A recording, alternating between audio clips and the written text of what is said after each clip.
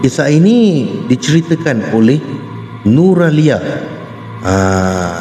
Tajuknya adalah Misteri Gadis Berkebaya Putih di Gombak.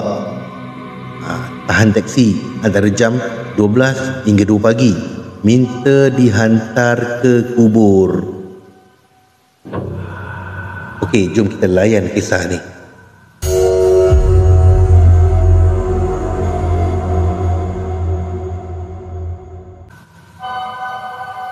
Pernah tak anda alami perkara menyeramkan semasa menaiki teksi di tengah malam? Ini kisah yang pernah saya alami satu ketika dulu. Perkara ni berlaku lebih kurang 13 tahun yang lalu. Tak silap saya, sekitar tahun 2008, ketika saya tinggal di Gombak, Selangor. Saya ingat lagi, malam tu malam Jumaat. Saya tiba di hentian Puduraya kira-kira pukul 1.15 pagi selepas pulang bercuti dari kampung di Batu Pahat, Johor. Saya terus mendapatkan teksi untuk pulang ke rumah. Seorang lelaki tua yang memperkenalkan dirinya sebagai Pak Din, berusia 50-an, adalah pemandu teksi yang saya naiki. Dalam perjalanan menghantar saya pulang ke rumah yang terletak di Taman Koperasi Polis di Gombak, kami rancak berbual. Memang peramah Pak Din ni. Ada saja cerita yang dikongsikan. Saya pun rasa seronok juga melayan dia.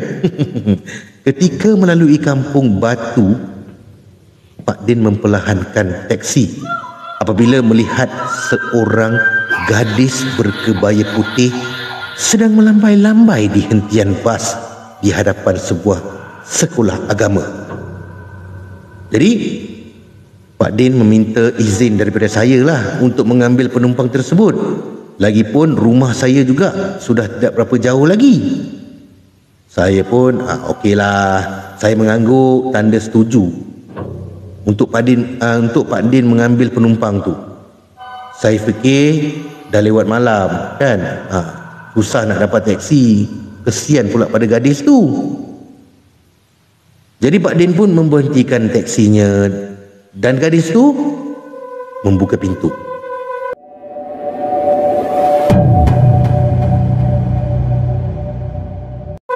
Terus naik dan duduk di sebelah saya.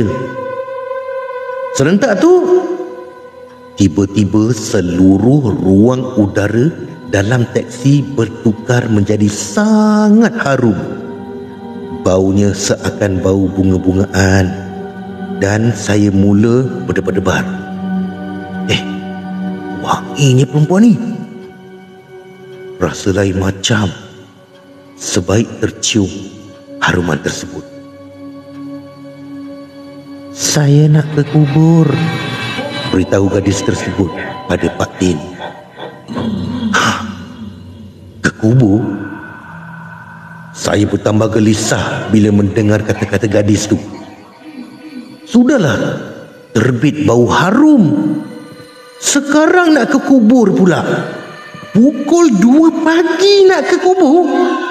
Dia betul gadis ni. Meremang seluruh bulu roma saya. Saya beranikan diri menoleh sedikit ke arah gadis tu dan melihat wajahnya dengan ekor mata saja. Wajah gadis tu sungguh ayu dan lembut. Cantik wajahnya. Kulitnya putih mulus. Gadis ni mengenakan baju kebaya rona putih seperti persalinan wanita nak bernikah. Rambutnya panjang tersisir rapi di sebalik selendang putih. Apabila menyedari saya memandangnya, gadis tersebut melemparkan senyuman. Saya tidak membalas kerana saya terlalu takut dengan kaki saya ikut menggigil. Teksi Pak Din terus meluncur laju. Masing-masing terdiam seperti ada malaikat lalu. Lalunya bila kata tengah-tengah bising-bising tiba-tiba senyap kan. Orang kata mesti malaikat lalu kan. Wallahu a'lam. Jikalau tadi kami rancak-rancak berborak, tapi sekarang semua perbualan mati. Yang kedengaran hanya bunyi penghawa dingin teksi Pak Din saja. Apabila menyedari kawasan kubur sudah semakin hampir, degupan jantung saya semakin kencang. Sesampainya di kawasan penguburan, Pak Din memberhentikan teksi. Saya pada waktu tu hanya tunduk, tak berani memandang keluar. Memang masa tu saya terlalu takut. Hati saya berkata-kata bahawa gadis di sebelah saya tu bukan manusia. Dah sampai, dek. RM RM3.50 saja, beritahu Pak Din. Gadis berkebaya putih itu menghulurkan sekeping duit RM10 kepada Pak Din. Ketika Pak Din sedang mengambil baki duit, gadis tadi terus keluar dari teksi. Saya tak sanggup memandang gadis tu. Seluruh tubuh dah menggigil ketakutan. Setahu saya, kawasan kubur tu tak ada kediaman. Penempatan terdekat terletak kira-kira 300 meter dari situ. Saya tertanya-tanya, mengapa gadis tu mahu berhenti di kawasan kubur? Ke mana sebenarnya dia nak pergi? Tak sempat Pak Din mahu menghulurkan duit baki. Saya terus beritahu, gadis tadi baru saja keluar dari teksi. Pak Din boleh memandang keluar, mencari kelibat gadis tadi. Hairan, sekelip mata gadis berkebaya putih itu gaib. Jadi tak tunggu lama lagi lah. Pak Din segera menekan minyak dan memecut laju keretanya. Sampai di kawasan rumah, saya terus membayar tambang dan berlari masuk ke dalam rumah. Malam tu saya tidur dalam keadaan ketakutan. Lebih kurang seminggu selepas peristiwa tu, saya ditemukan sekali lagi dengan Pak Din. Ketika tu saya sudah habis kerja shift malam dan ingin pulang ke rumah. Kebetulan teksi yang saya tahan dipandu oleh Pak Din. Dalam perjalanan tu kami berborak tentang gadis berkebaya putih yang kami temui tempoh hari. Kata Pak Din, dia sendiri turut berasa aneh selepas peristiwa tersebut. Rezeki Pak Din melimpah ruah. Pernah dalam sehari Pak Din boleh perolehi pendapatan sehingga RM500 ke 600 macam tu. Satu jumlah yang sukar untuk diperolehi Pak Din pada hari-hari biasa. Pak Din juga memberitahu saya wang kertas RM10 yang diberi gadis tu tidak digunakannya. Dia nak menyimpan sebagai kenang-kenangan. Yang peliknya, wang kertas RM10 tu masih tetap berbau harum. Pak Din juga menceritakan, kononnya gadis berkebaya putih itu baru pulang dari mengganggu teman lelakinya.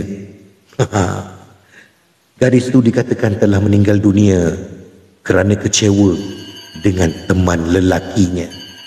Bagaimanapun gadis itu mati, dia pun tak tahu, kan?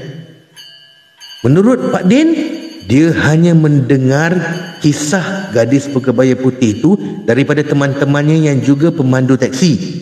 Malah beberapa teman Pak Din juga pernah membawa gadis tersebut yang meminta dihantar ke lokasi yang sama, iaitu di tanah perkuburan. Dikatakan Dikatakan hampir setiap malam Jumaat, kira-kira antara pukul 12.30 malam hingga pukul 2 pagi, gadis berkebaya putih itu sering muncul untuk menahan teksi di hadapan sekolah agama untuk pulang ke rumah persemadiannya. Ya, di kubur itu. Walaupun sudah lama peristiwa ini berlaku, masih saya ingat sampai sekarang. Sekali bila melihat kawasan perkuburan Taman Koperasi Polis di Gombak, pasti saya teringat kisah gadis berkebaya putih itu. Saya tidak pasti sama ada kelibat gadis itu masih muncul atau tidak sekarang ni. Apa yang membuat saya tertanya-tanya, siapa gerangan gadis berkebaya putih itu? Sekian daripada Nur Alia.